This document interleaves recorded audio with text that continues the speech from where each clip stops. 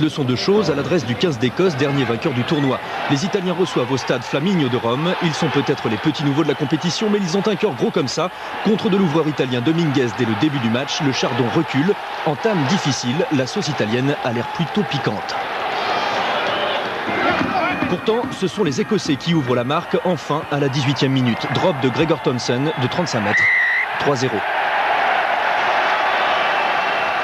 Mais à partir de là, ouverture du festival. Celui de Diego Dominguez et sa botte de haute précision. 23e minute, égalisation.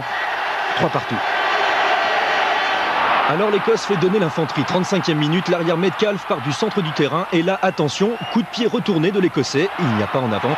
Le talonneur Bullock a suivi. Premier essai, l'Écosse mène 6-10. On revoit la roue de bicyclette façon rugby. Technique entièrement nouvelle. Pas vraiment intentionnelle, mais ça marche. Seulement voilà, les Écossais commettent trop de fautes et en face, il y a toujours le métronome. Diego, ce héros, ne se déconcentre pas. 4e pénalité pour l'Italo-Argentin. L'Italie vire en tête à la mi-temps. 12-10. Monsieur Diego Dominguez, on le retrouve en deuxième période. Docteur S-Drop, il signe ici son 4e dans cette seconde mi-temps. Après 2 autres pénalités, Dominguez 27, Écosse 13. Poussé par tout le stade, Dominguez, le petit homme feu follet, joue la traviata dans la défense écossaise, tout juste repris sur la ligne à la 37e minute. 2 minutes plus tard, les Italiens campent chez les Bleus, domination territoriale incontestable.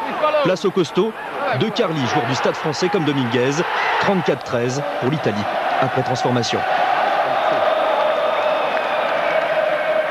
Baroud d'honneur écossais, Leslie va trouver la faille dans la dernière minute de jeu, mais le petit poussé italien a déjà croqué le Chardon 34-20, 29 points pour Dominguez, record absolu dans le tournoi.